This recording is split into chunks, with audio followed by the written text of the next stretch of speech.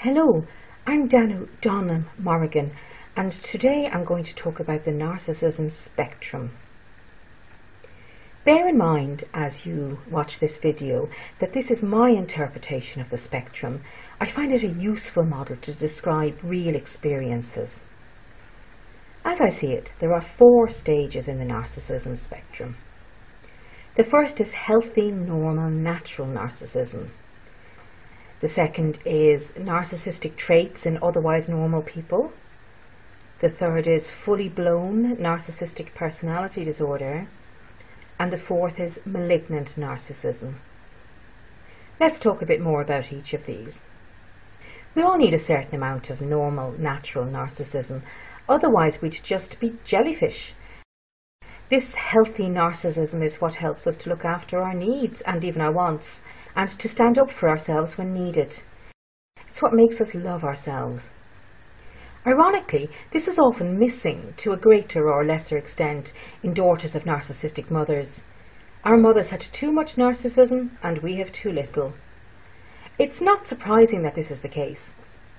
People learn healthy narcissism from being treated right as they grew up, and we Donhams did not experience that.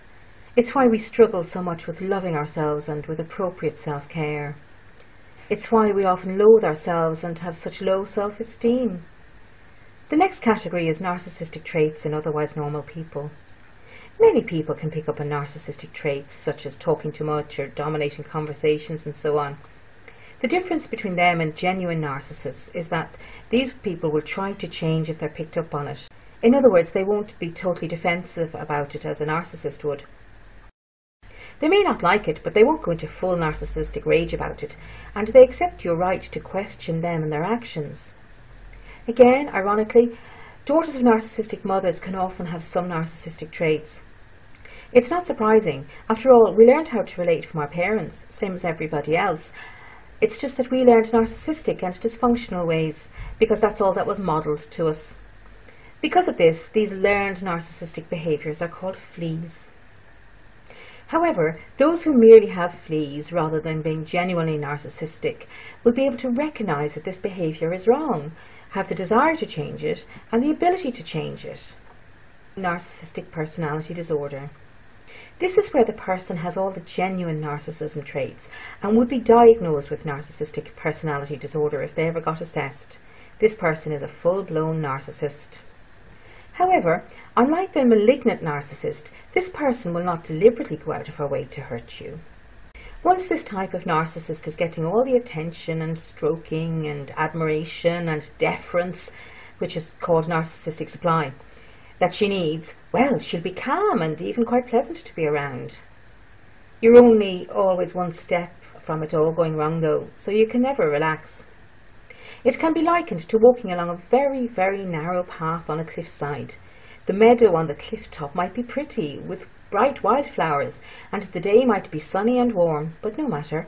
You are still always on a cliff edge, and one false step will end in disaster. And in the same way that walking along that narrow cliff path would require endless, exhausting vigilance and concentration, being with a narcissist is the same. You're only ever one wrong word or incorrect opinion away from her rage or tears or whatever her ploy is. This category can be a tough one to deal with because it's so subtle. If you're actively being mistreated, as in malignant narcissism, then at least you know it.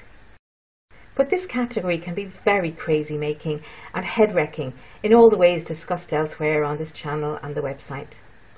Malignant narcissism is where narcissism gets vicious. It's where the narcissistic mother does proactively cruel and vicious things such as abuse you or facilitate others abusing you. It's where she gets rid of your beloved pet just to see you cry. In malignant narcissism, she's actively feeding off your pain.